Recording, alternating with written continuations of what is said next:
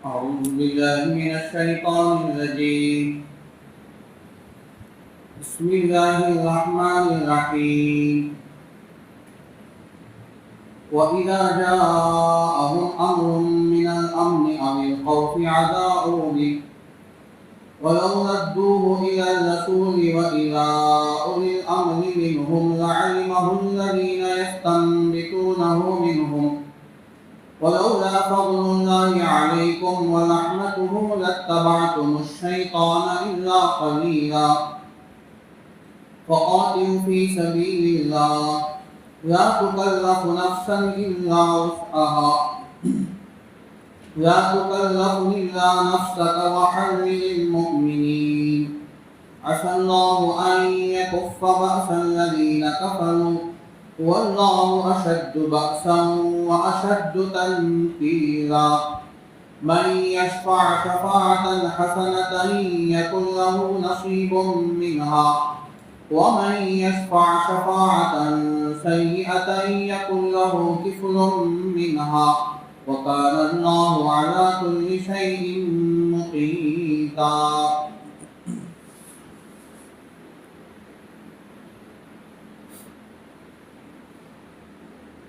پناہ مانگتا ہوں میں اللہ کی شیطان مردود سے.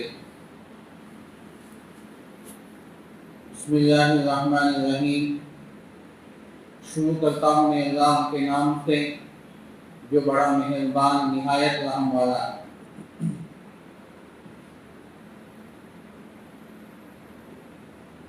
جن آیتوں کی تلاوت ہوئی ہے یہ آیتیں سورہ نساء کی ہیں.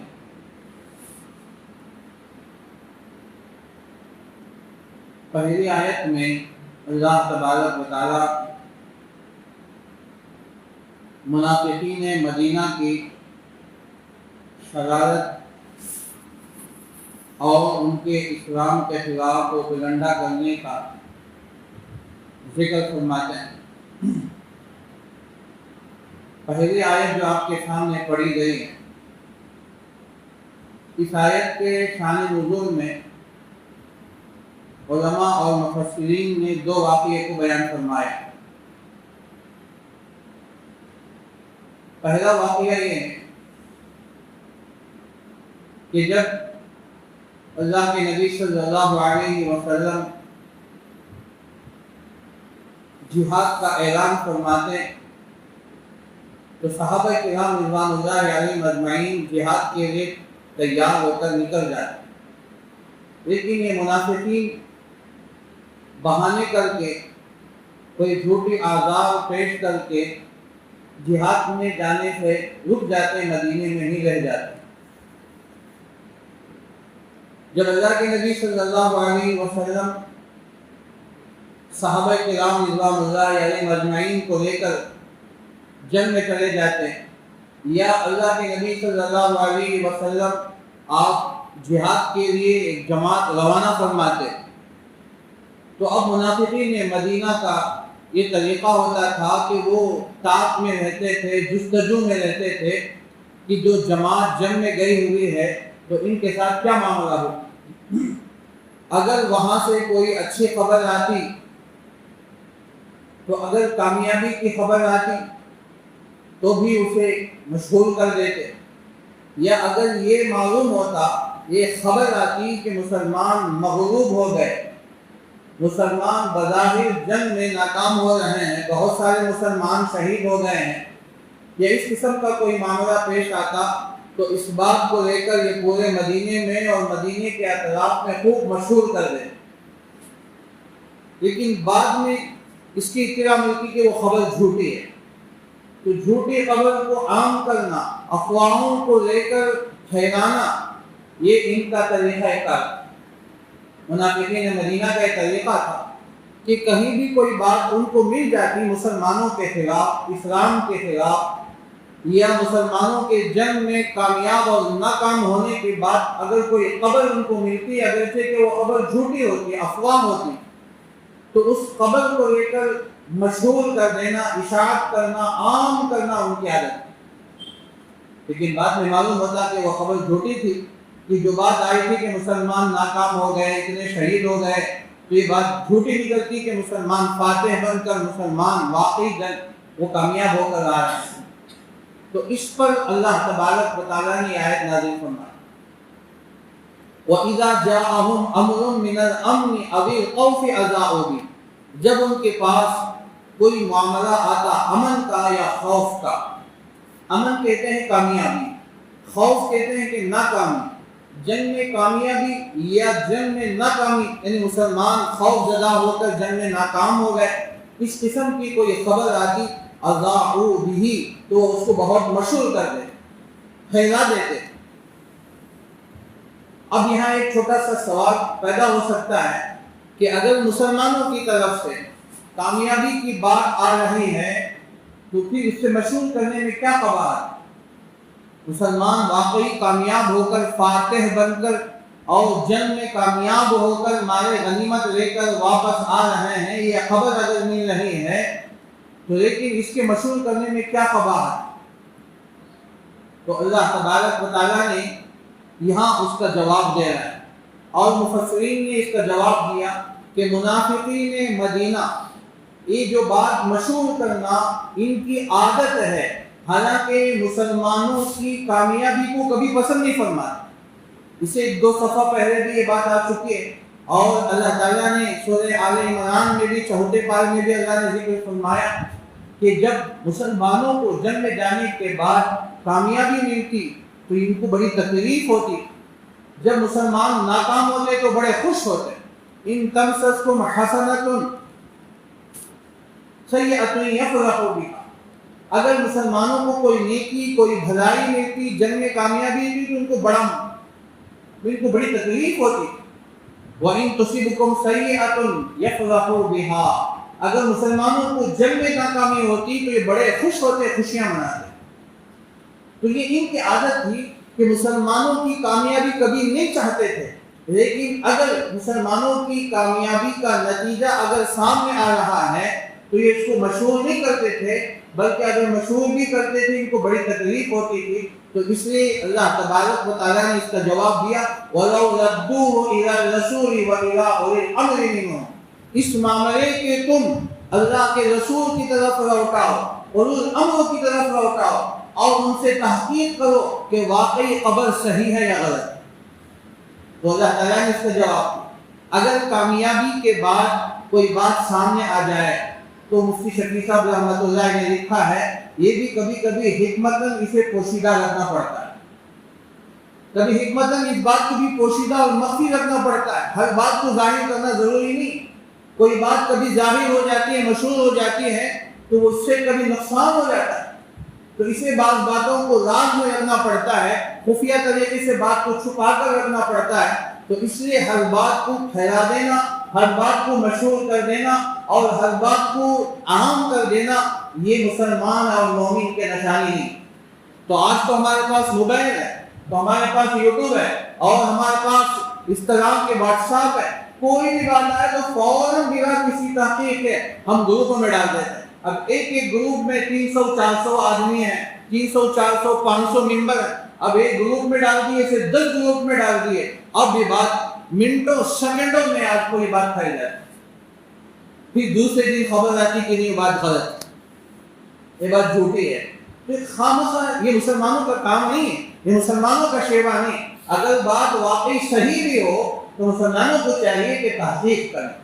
معاملہ کس درجے کا ہے؟ اگر سیاسی معاملہ ہے تو ہمارے مسلمانوں میں جو سیاسی حضرات ہیں، جو سیاسی بڑے ذمہ دار ہیں، ان سے آپ تحقیق کر لیتے۔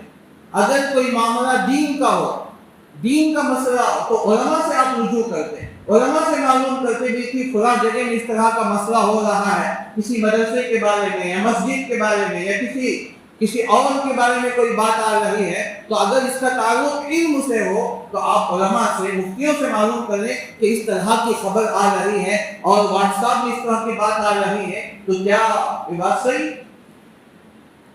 تو اس طرح ہمیں یہ مسلمان کا شیوا نہیں کہ کوئی بھی بات آئے تو مشہور کر دے۔ اللہ تعالیٰ نے صاف کہا کہ یہ طریقہ، یہ شیوا منافقین کا ہے، مومنین کا نہیں ہو۔ اس آیت میں بات بتائی، بہرحال یہ پہلا واقعہ ہے جو اس میں مفسرین کرام نے اس کی وجہ بیان کی۔ دوسرا واقعہ یہ ہے جسے علامہ ابن کثیر رحمۃ اللہ علیہ اور تمام مفسرین کرام نے ذکر فرمایا ہے۔ علامہ محمود آلوسی تفسیر در منصور میں، امام جلال الدین سیوطی تفسیر مظانی میں، قاری ثناء اللہ پانی پتی رحمۃ اللہ علیہ نے اس واقعے کو ذکر فرمایا۔ واقعہ یہ ہے کہ ایک مرتبہ ازواج مطہرات رضی اللہ عنہن، اللہ کے نبی صلی اللہ علیہ وسلم کی بیویوں نے سب متفق ہو کر اللہ کے نبی صلی اللہ علیہ وسلم سے نان و نفقے کا اضافہ مانگا۔ نان و نفقے کے اندر آپ ان سے اللہ کے نبی سے انہوں نے اضافہ مانگا۔ اللہ کے نبی صلی اللہ علیہ وسلم کی عادت تھی کہ جب جنگ میں کہیں سے مال آتا تو اللہ کے نبی صلی اللہ علیہ وسلم سال میں ایک مرتبہ اپنی بیویوں کو سال بھر کا نفقہ دے دیتے، ایک سال کا پورا نفقہ دے دیتے۔ تو اللہ کے نبی صلی اللہ علیہ وسلم کی عادت تھی۔ جب تبوک کا واقعہ پیش آیا کہ تبوک میں بہت سارا مال غنیمت آیا اور بہت سارے وہاں سے اموال آئے، زمینیں آئی، اللہ کے نبی صلی اللہ علیہ وسلم کے حصے میں بھی تبوک میں ایک زمین آئی اور بہت سارے باندیاں آئے، بہت سارے مال غنیمت آئے، جانور آئے، تو کتنے اب تک جتنے اموال غنیمت آئے ہیں ان میں سب سے زیادہ تبوک کے موقع پر، اس کے بعد حنین میں آئے۔ تو ازواج مطہرات نے سب نے متفق ہو کر اللہ کے نبی صلی اللہ علیہ وسلم سے نان و نفقے میں اضافہ کی درخواست، کہا کہ یا رسول اللہ اس سال ہمیں نان و نفقے میں اضافہ کر دی۔ سب بیویوں نے متفق ہو کر،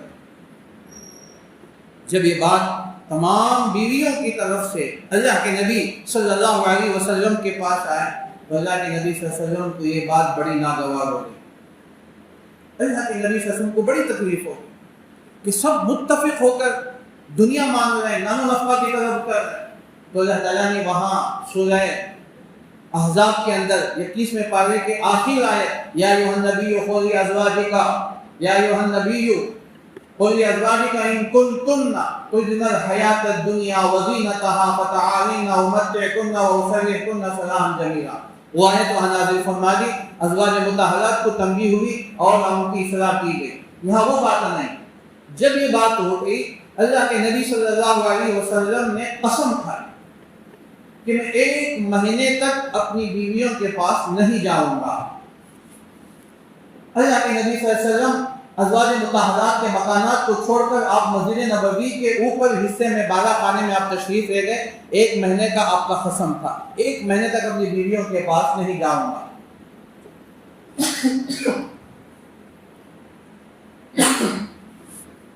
چنانچہ اللہ کے نبی صلی اللہ علیہ وسلم صرف نماز پڑھانے کے لیے نیچے اترتے تھے، پھر آپ اوپر چلے جاتے مسجد کے بالا خانے، بیویوں کے پاس نہیں جاتے تھے۔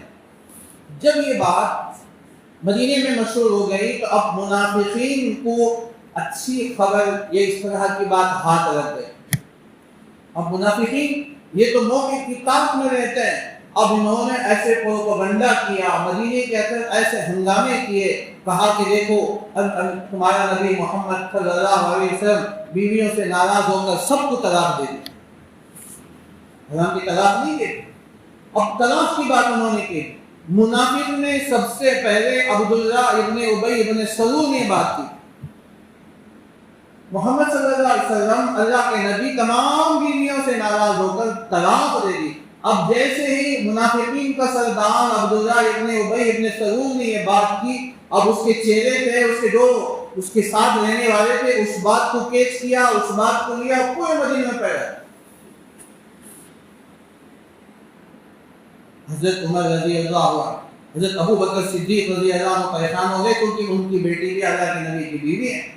اب وہ تو خاموش ہو گئے۔ حضرت عمر رضی اللہ عنہ کو جب یہ بات خبر پہنچی، طلاق ہوا یہ بات، حضرت عمر بھی بڑے پریشان ہو گئے کیونکہ ان کی بیٹی بھی اللہ کے نبی صلی اللہ علیہ وسلم کی زوجہ محترمہ ہے۔ حضرت عمر تو ماشاءاللہ بڑے بہادر جری تھے، وہ سیدھے تشریف لائے۔ اب دیکھا تو مسجد میں چاروں طرف میں جماعت کی شکل میں خیمے گویاں ہو رہے ہیں، لوگ اسی قسم کی باتیں کر رہے ہیں۔ حضرت عمر آئے تو چاروں طرف لوگ، اس میں منافقین گئے، بعض مسلمان بھی شریک ہو گئے، پتہ نہیں سب یہی باتیں ہو رہے ہیں، کیا بات ہے؟ اللہ کے نبی نماز پڑھ کر سیدھے اوپر جا رہے ہیں، بیویوں کے پاس نہیں جا رہے ہیں، طلاق ہو گئی، اس طرح کی باتیں پھیل گئی۔ حضرت عمر تھوڑی دیر دیکھا، ایک جائزہ لیا کیا ہو رہا ہے، کیا باتیں ہو رہی ہیں۔ حضرت عمر بڑے، اللہ نے آپ کو جو فراست، جو ذہانت عطا کی تھی، کسی اور سے تحقیق کرنے کے بجائے سیدھے اللہ کے نبی کے اوپر تشریف لے گئے۔ چلو اللہ کے نبی سے پوچھ رہے ہیں۔ حضرت عمر تو بڑے بہادر تھے، حضرت ابو بکر وہ کام نہیں کر سکتے، ابو بھی پریشان ہے، لیکن حضرت عمر کو اللہ تعالیٰ نے وہ فہم اور فراست عطا فرمائی تھی۔ ادھر ادھر کی باتیں سننے کے بجائے اور اپنے ذہن کو خراب کرنے کے بجائے سیدھے اوپر اللہ کے نبی کے پاس تشریف لے گئے، اندر آنے کی اجازت مانگی۔ اللہ کے نبی صلی اللہ علیہ وسلم تکیے پر ٹیک لگائے ہوئے بیٹھے تھے، کہا کہ کون؟ کہا کہ عمر، اندر آنا چاہتا ہے کہ آ جاؤ۔ سلام کر کے اندر آ گئے، گھستے ہی داخل ہوتے ہیں حضرت عمر نے پوچھا کہ یا رسول اللہ، آپ نے بیویوں کو طلاق دی؟ یہ تھے حضرت عمر۔ اللہ کے نبی نے فرمایا نہیں، میں نے تو کسی کو طلاق نہیں دی۔ اچھا آپ طلاق نہیں دی؟ تو کہا کہ میں نے طلاق نہیں دیا، تو میں نے صرف قسم کھائی۔ حضرت عمر سیڑھی نیچا ہے اور اپنا دلہا نکالا باہر، کہا کہ یہاں سے نکلو، یہ جو تمہیں چیلے گویا کر رہے ہیں نا، سنو، اللہ کے نبی صلی اللہ علیہ وسلم نے کسی بیوی کو طلاق نہیں دی ہے، بلکہ قسم کھائے، آپ نے الہ کی قسم کھائی۔ حضرت عمر کی ایک کڑک، حضرت عمر کی ایک آواز، دلہا اپنے ہاتھ سے جو نکالا ڈرانے کے لیے، تو کوئی مسجد میں کھڑا نہیں، سب باہر نکل۔ تو یہ واقعہ ہوا تو اللہ تبارک و تعالیٰ نے حضرت عمر کی شان میں آیت نازل کی، وَإِذَا جَاءَهُمْ أَمْرٌ مِّنَ الْأَمْنِ أَوِ الْخَوْفِ أَذَاعُوا بِهِ۔ جب اس قسم کی کوئی خبر مسلمانوں کے درمیان آتی ہے تو خوف کی یا امن کی، اچھی بات، بھلی بات یا بری بات، یا دل خوش کرنے والی بات، یا دلوں کو رنج پہنچانے والی بات، کوئی امن کی بات یا خوف کی بات آتے ہیں، اذاعوا بہ، یہ منافقین، یہ کمبخت لوگ اتنا مشہور کر دیتے ہیں۔ تو اللہ تعالیٰ فرماتے ہیں وَلَوْ رَدُّوهُ إِلَى الرَّسُولِ، اور اگر اس بات کو اللہ کے رسول کی طرف لوٹا دو کہ بھئی تحقیق کرو اللہ کے نبی سے، طلاق دینے والے تو اللہ کے نبی ہے نا، تو اللہ کے نبی سے پوچھ لو کہ بات صحیح ہے یا غلط ہے۔ تو حضرت عمر نے پوچھ لیا، وَلَوْ رَدُّوهُ إِلَى الرَّسُولِ وَإِلَىٰ أُولِي الْأَمْرِ مِنْهُمْ، اور فرمایا کہ اولو الامر سے بھی تم تحقیق کرو۔ تو حضرت ابو بکر، حضرت عمر آپ کے وزیر ہیں، آپ کے دونوں ساتھی ہیں، تو حضرت ابو بکر بھی قریب رہتے ہیں، حضرت عمر بھی قریب رہتے ہیں، لیکن حضرت ابو بکر کے اندر اتنی ہمت نہیں ہوتی تھی کہ کوئی بات آگے بڑھ کر پوچھے، لیکن حضرت عمر قریب ہونے کے باوجود آپ بڑے با ہمت تھے، تو اس طرح کی بات فوراً پوچھ دیتے، اللہ کے نبی صلی اللہ علیہ وسلم جواب دے دیتے۔ تو فرمایا کہ وَإِذَا أُولِي الْأَمْرِ مِنْهُمْ، علامہ ابن کثیر رحمۃ اللہ علیہ نے لکھا ہے، اور اسی طرح مفتی عاشق اجازی بلند شہری رحمۃ اللہ نے لکھا ہے، اور یہ اسی طرح تفسیر بیان القرآن کے اندر لکھا ہے، اور امر سے مراد حضرت عمر رضی اللہ تعالیٰ عنہ ہے۔ حضرت عمر سے تحقیق کرو، حضرت عمر کو صحیح خبر معلوم ہے، انہوں نے ڈائریکٹ اللہ کے نبی سے پوچھا ہے، انہوں نے ڈائریکٹ اللہ کے نبی صلی اللہ علیہ وسلم سے اطلاع معلوم کی ہے۔ اگر تم کو معلوم نہیں ہے، افواہوں کی طرف کان مت لگاؤ، ادھر ادھر کی باتیں مت سنو۔ کس کی بات کے بارے میں تم کہہ رہے ہو؟ اللہ کے نبی کے بارے میں، اللہ کے نبی صلی اللہ علیہ وسلم کے پاک ازواج مطہرات کے بارے میں تم کہہ رہے ہو کہ اللہ کے نبی صلی اللہ علیہ وسلم نے اپنی پاک بیویوں کو طلاق دے دیا۔ یہ کیسے ہو سکتا ہے؟ کہ تمہاری عقل چلے گی، تمہاری عقل مفعول ہو گئے، اتنی بات تمہیں سمجھ میں نہیں آتی، کس کی بات کی تم باتوں کو مشہور کر رہے ہو؟ اللہ کے نبی صلی اللہ علیہ وسلم کی طرف نسبت ہو رہی ہے، یہ نعوذ باللہ اللہ کے نبی نے بیویوں کو طلاق۔ اگر تم معلوم نہیں کر سکتے، اگر تمہیں معلوم نہیں ہے، تو تم صحیح آدمی جو اس کا علم رکھنے والا ہے، اولو الامر سے مراد تفسیر بیان القرآن کے اندر لکھا ہے کہ حضرت عمر رضی اللہ عنہ، حضرت ابو بکر صدیق رضی اللہ عنہ۔ اب چونکہ اس وقت حضرت ابو بکر بھی وہاں موجود تھے، حضرت عمر آگے بڑھ کر پوچھے ہیں، لیکن حضرت ابو بکر رضی اللہ عنہ وہاں موجود تھے، تو حضرت ابو بکر کو بھی تسلی ہو گئی کیونکہ ان کی بیٹی بھی نکاح میں تھی، حضرت عمر رضی اللہ عنہ کو تسلی ہو گئی کہ ان کی بیٹی بھی نکاح میں تھی۔ یہ منافقین مدینہ کا طریقہ ہے میرے دوستو۔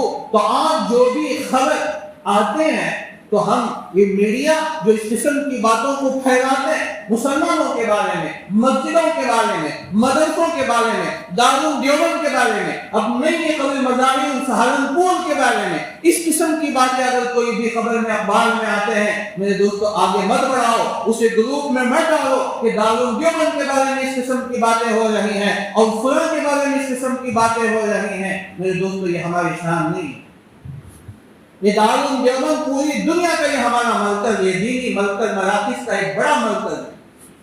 پوری دنیا کے اندر اللہ تعالیٰ نے یہاں کے علماء کو پھیلایا ہے۔ جتنے بھی قاسمی علماء ہیں سب وہی کی سے یافتہ ہیں، جتنے مدانی سے وہی کے پڑھے ہوئے آج تک یہاں مدرسہ کو ہے۔ پوری دنیا میں، پورے ہندوستان میں، خصوصاً پاکستان بنگلہ دیش ہو، جتنے مدرسے ہیں وہ کون ہے؟ وہاں کا محتمم کون ہے؟ مدرسہ دارالعلوم دیوبند کا پڑھا ہوا۔ وہاں کے اساتذہ کون ہے؟ دارالعلوم دیوبند کے پڑھے ہوئے۔ وہاں کے مدرسین کون ہے؟ مدرسہ دارالعلوم دیوبند کے پڑھے ہوئے۔ فلاں مدرسے کے بانی کون ہے؟ دارالعلوم دیوبند کے فارغ ہیں۔ ہمارا واسطہ در واسطہ یہ ہمارا مدرسہ ہے۔ یہ اس قسم کی میڈیا، اس قسم کے اخباروں میں کوئی بات آ گئی، کوئی واٹس ایپ میں آ گیا تو بس اٹھائیں آپ گروپ میں ڈال دیں۔ یہ عقل مندی نہیں ہے، یہ مومن کا شیوا نہیں ہے۔ پہلے تحقیق کرو، اگر بات واقعی ہے، اگر بات بار بار آ رہی ہے، اخبار میں آ رہا ہے، نیوز میں آ رہا ہے، یا اس قسم کی باتیں واٹس ایپ میں آ رہا ہے تو آپ علماء سے معلوم کریں۔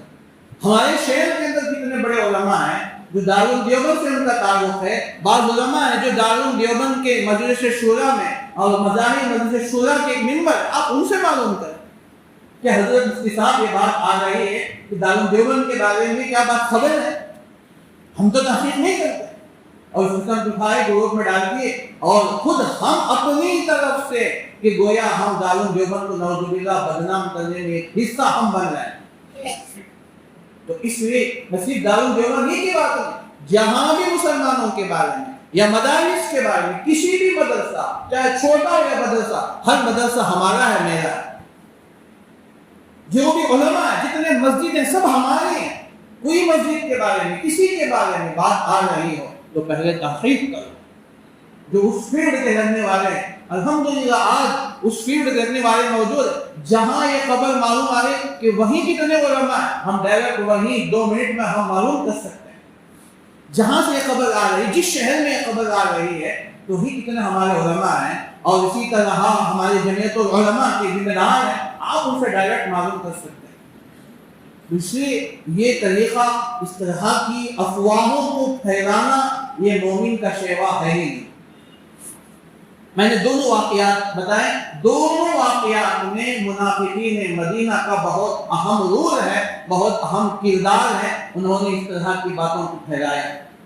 اب دیکھیے بات، اللہ کے نبی صلی اللہ علیہ وسلم نے اپنی بیوی کو طلاق دے دی، کتنی بڑی بات، انہوں نے مشہور کر دیا، پورے مدینے کے اندر ہنگامے ہو گئے۔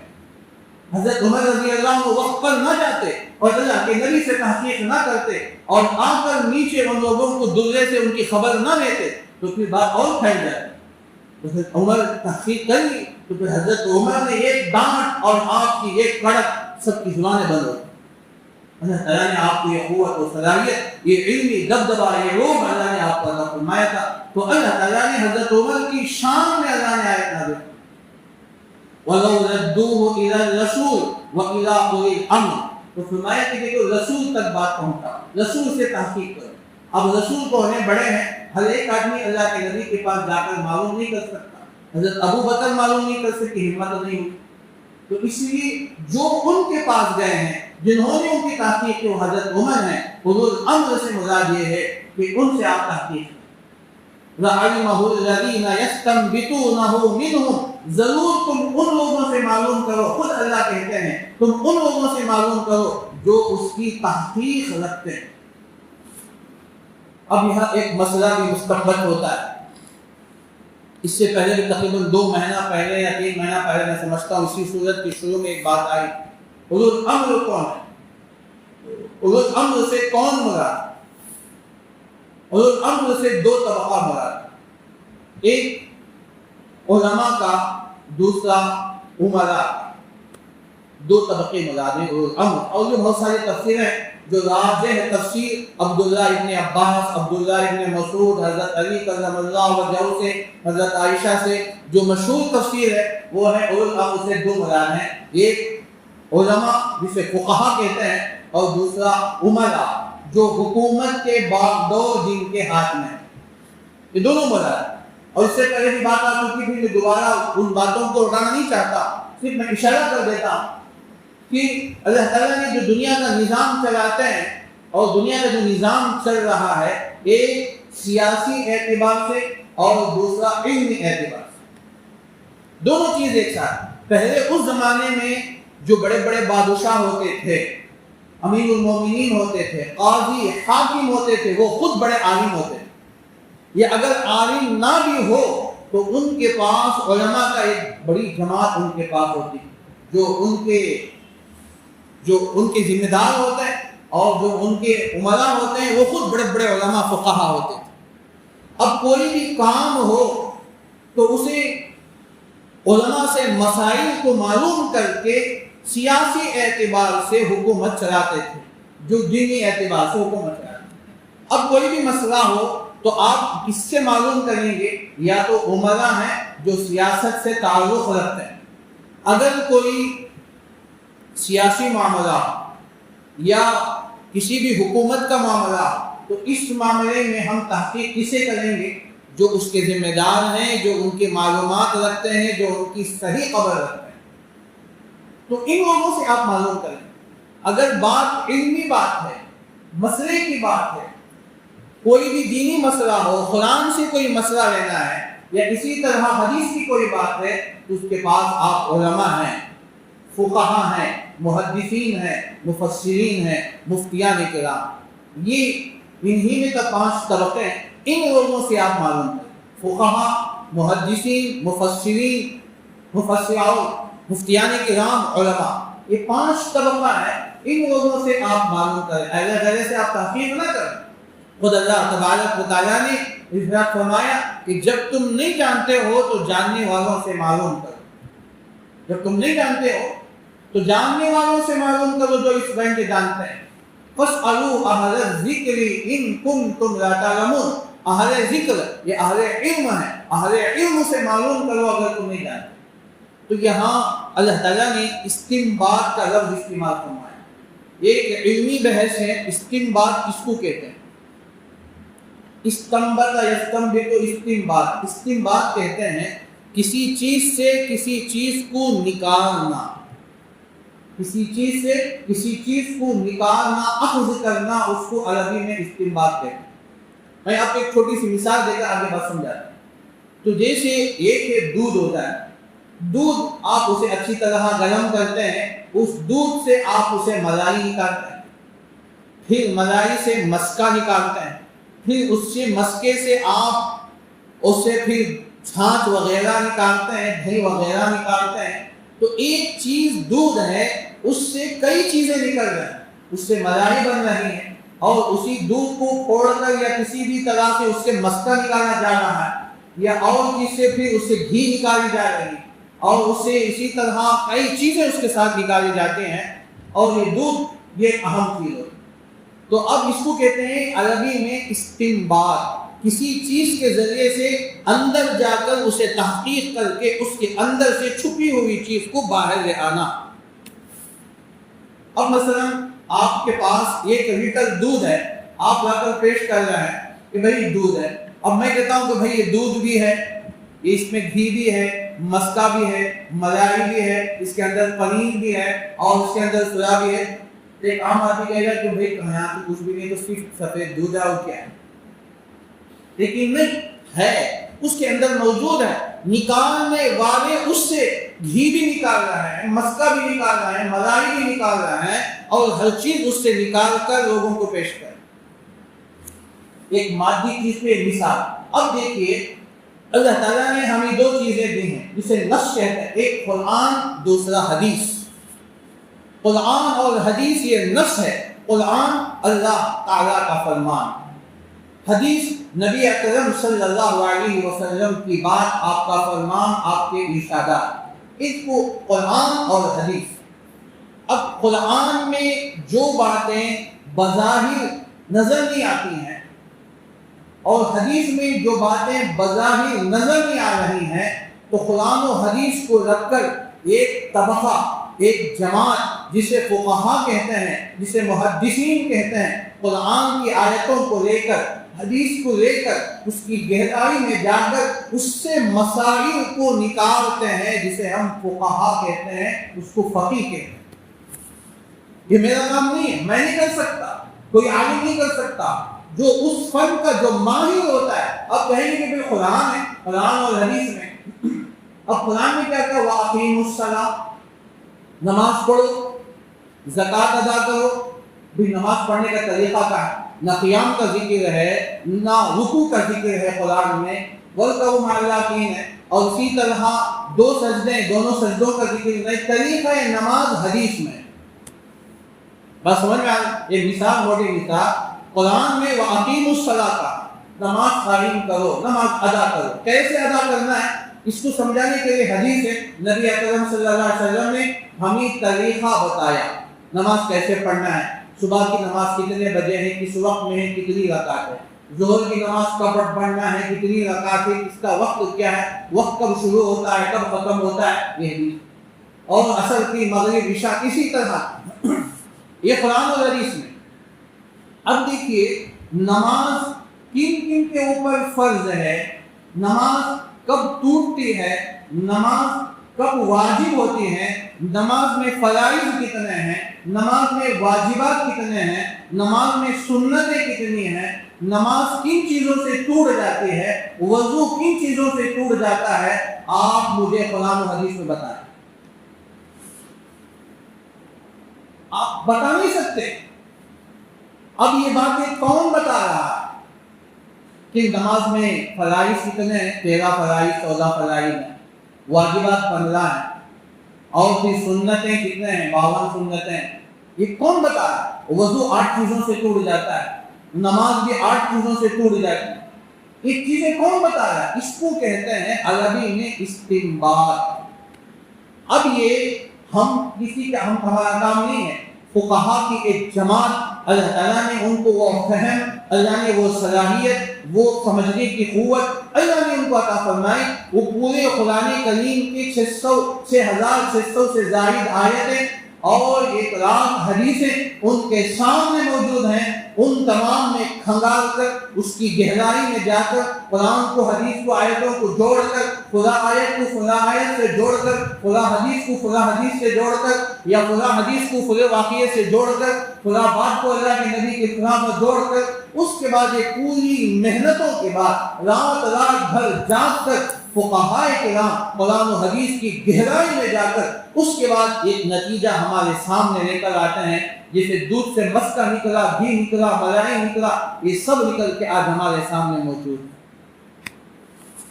اس کو کہتے ہیں استنباط. تو ایسے جو لوگ ہیں قرآن و حدیث کے جو ماہر ہیں، آپ ان لوگوں سے معلوم کریں. تو قرآن خود کہتا ہے لَعَلِمَهُ الَّذِينَ يَسْتَنبِطُونَهُ مِنْهُمْ، تم ضرور معلوم کر لیتے ان لوگوں سے جو قرآن و حدیث میں استنباط کرتے ہیں، جو قرآن و حدیث کی گہرائی میں جاتے ہیں. تو اس لیے ایک مثال ہے بلکہ 50 مثال الحمدللہ یہ ناچیز آپ کو دے سکتا ہے. نہ قرآن میں سمجھ میں آئے گی بات، نہ حدیث میں سمجھ میں آئے گی. لیکن یہ کام کون کرے؟ ہمارے اکابر. ان میں سب سے بڑے ہیں امام اعظم ابو حنیفہ، امام مالک رحمہ اللہ، امام شافعی، امام محمد ابن حنبل رحمہ اللہ. یہ چاروں کے مسائل مشہور ہیں پوری دنیا کے اندر. اس کے علاوہ سینکڑوں فقہا ہیں، ان کے شاگردوں کی ایک بڑی جماعت ہے. اور اس کے بعد یہ تمام ایک جماعت پورے مل کر ایک مسئلے کو استنباط کرتے ہیں، تو پھر مسئلہ ہمارے سامنے آتا ہے. میرے دوست کو بات آ گئی تو ایک بات کہہ کر اپنی بات ختم ہے. مسائل اس کی بات کرتے ہیں نا، ایسے ہی نہیں کہ بھی بیٹھے کوئی بات غور کرے، دیکھیں اور کوئی بات سمجھ میں آ گئی نقل کر دیے، نہیں. فقہ کی کتابوں کے اندر، بڑی بڑی عربی کتابوں کے اندر لکھا ہے حضرت امام اعظم ابو حنیفہ رحمۃ اللہ علیہ کے پاس 40 شاگرد ایسے ہوتے تھے جو تمام محدثین میں، فقہا میں سب سے بڑے جسٹس، چیف جسٹس 40. اس میں امام محمد، ابو یوسف، امام ظفر، امام حسن اور بڑے بڑے فقہا، 40 کی ایک جماعت یہ ہوتی تھی. یہ سب کے سب مل کر ایک ساتھ ایک مسئلے پر، دوستو ایک مسئلے پر یہ جماعت کی جماعت غور کرتی، فکر کرتی، قرآن و حدیث کی گہرائی میں جاتے. ہر 40 آدمی اس میں غور کرتا، قرآن کی آیتوں کو، قرآن حدیث کو لے کر غور کرنے کے بعد سب اندر سے ایک بات نکال کر پیش کرتے، اس کے بعد یہ چاروں اور 40 آدمی کے درمیان بحث و مباحثہ ہوتی، ان کے درمیان میں اختلاف ہوتا، ان کے درمیان میں دلائل کے ذریعے وہ کچھ باتیں کہتے، وہ کچھ باتیں کہتے، یہ سب کبھی کبھی ایک مسئلے پر 2-2 3-3 راتیں گزر جاتی تھی۔ عشاء کے بعد بیٹھتے، خدا کی قسم میں مسجد میں بیٹھا ہوں، فجر کی اذان ہو جاتی ہے، مسئلہ حل نہیں ہوتا۔ آج ہم آسانی کے ساتھ کہتے ہیں کہ یہ مسئلہ کیا ہے، یہ امام صاحب کا مسئلہ ہے، یہ فلاں کا مسئلہ ہے، یہ حنفی کا مسئلہ ہے۔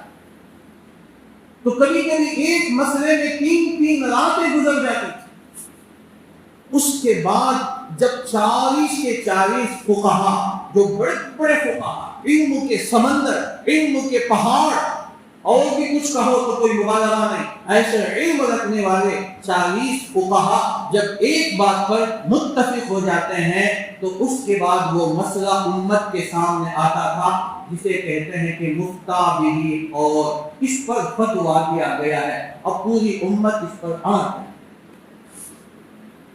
اسے کہتے ہیں استنباط۔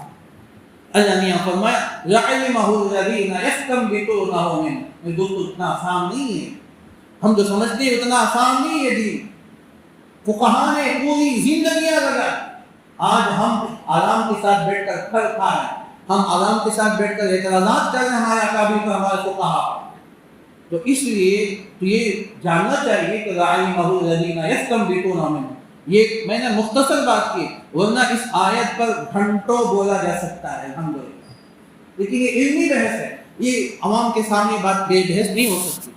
ہاں البتہ مدرسوں میں طلبہ کے سامنے الحمدللہ ہم اس پر تسلی بخش بحث کرتے، کافی بحث الحمدللہ ہم کرتے ہیں، ہم بچوں کو سمجھاتے ہیں یہ دین میں استنباط کا کیا معنی ہے، استنباط کے کیا سمجھانے کا طریقہ کیا ہے، استنباط کیسے ہوتا ہے، اور فقہا کے پاس کیا اصول و ضوابط ہیں، اس اصول و ضوابط کے تحت میں وہ مسائل کا استنباط کرتے ہیں، اس کے بعد جا کر 2-2 3-3 رات گزرنے کے بعد ایک مسئلے پر متفق ہوتے ہیں، تو پھر امت کے سامنے بات آتی ہے۔ اللہ تعالیٰ نے اور ان کو جزائے خیر دے، اللہ ان کی خبروں کو نور سے منور فرمائے، انہوں نے ہمارے سب کچھ پیش کر چلے گئے، قیامت تک آنے والے سارے مسائل انہوں نے قرآن و حدیث سے نکال دے۔ 6 لاکھ مسائل ہیں جو امام اعظم ابو حنیفہ رحمۃ اللہ نے اپنی زندگی میں اپنے ان 40 شاگردوں کو رکھ کر نکالا، کوئی کھیل مذاق نہیں ہے۔ اللہ تعالیٰ نے ان کو وہ شان عطا فرمائی جو جس کا مقام زیادہ ہوتا ہے نا، اور اس کے حاسدین بھی زیادہ ہوتے ہیں۔ بہرحال اللہ تعالیٰ نے فرمایا کہ ان لوگوں سے آپ تحقیق کریں، ایسی باتوں کو افواہ میں نہ لے کر آئیں، اگر کوئی بات واقعی آ جائے تو آپ اسے راز میں رکھیں، چھپا کر رکھیں، اگر کوئی بات بار بار آ رہی تو آپ ان سے جو اس وقت اگر وہ سیاسی معاملہ ہو تو ان حضرات سے جو اس کے ماہر ہیں ان سے معلوم کریں، اگر علمی بات ہو تو علماء ہیں، فقہا ہیں، محدثین ہیں، مفسرین ہیں اور فقہا ہیں، ائمہ، تو ان لوگوں سے معلوم کر لیں تو پھر آپ کو تسلی ہو جائے گی۔ اللہ تعالیٰ فرماتے ہیں وَلَوْلَا فَضْلُ اللَّهِ عَلَيْكُمْ وَرَحْمَتُهُ، اور اللہ کا فضل تم پہ نہ ہوتا، اللہ کی رحمت نہ ہوتی، لَاتَّبَعْتُمُ الشَّيْطَانَ إِلَّا قَلِيلًا، تم شیطان کی تم اتباع کرتے، شیطان تمہارے پیچھے نہیں چھوڑتا، شیطان کا لقمہ بن جاؤ گے، شیطان کے حوالے ہو جاؤ گے۔ اب شیطان جیسے چاہے اپنی مٹھی میں لے کر تم کو گھمائے گا اور فتنوں کے دروازے کھل جائیں گے۔ وَلَوْلَا فَضْلُ اللَّهِ عَلَيْكُمْ وَرَحْمَتُهُ، اگر اللہ کا فضل نہ ہوتا، اس کی رحمتیں نہ ہوتی، لَاتَّبَعْتُمُ الشَّيْطَانَ، تم ضرور شیطان کی اتباع کرتے، إِلَّا قَلِيلًا، مگر تھوڑے سے لوگ۔ اللہ تعالیٰ سے دعا کیجیے کہ اللہ تعالیٰ مجھے آپ تمام کو سنی باتوں سے زیادہ عمل کرنے کی توفیق عطا فرمائے۔